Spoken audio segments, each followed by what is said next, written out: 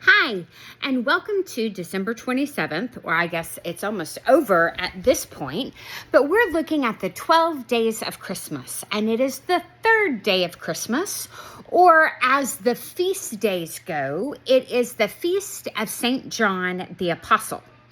And these were a series of 12 days between Christmas and Epiphany when the wise men actually showed up, that there would be feasting and gathering and fellowship, as well as drunkenness and debauchery in England and around the European areas and in America.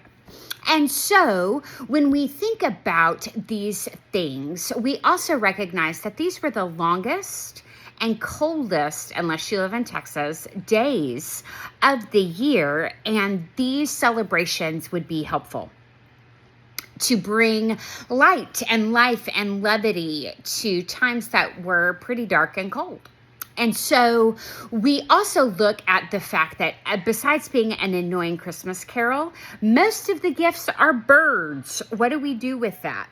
You know, there are some people that would say that the birds all represent things in Christianity, with Jesus being the partridge in a pear tree.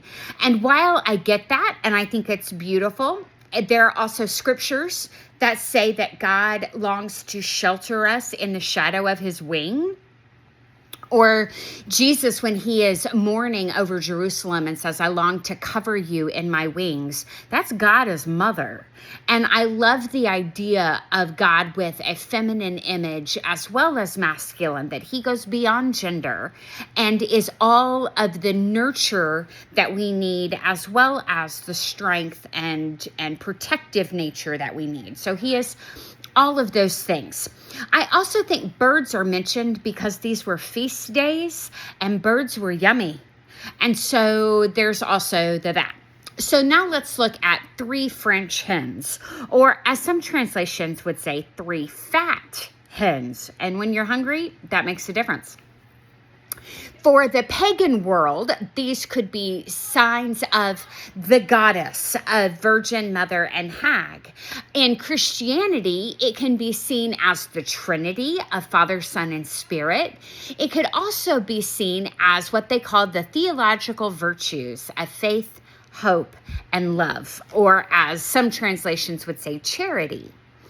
And I like those ideas and would love to look at those. When we look at 1 Corinthians 13:13, it mentions these 3. In Latin, they are called, I wrote it down so I wouldn't forget. They are, and now I can't find it. Okay, virtutes theologicae, if you're from Texas. So, faith, hope, and love. Now, when we think about 1 Corinthians 13:13, that mentions these 3 and says, and the greatest of these is love. Let's look at why. Because we find out in James that faith without deeds is dead, and faith without love is hollow. We look at hope. Hope in Proverbs says, hope deferred makes the heart sick. And hope without love is kind of delusional or wishful thinking. If love is a verb that means to wish, will, and work for the good of someone else, then why is love the greatest? And I would say love inspires faith and love sustains hope. The greatest of these is love. Hope you're having a great day.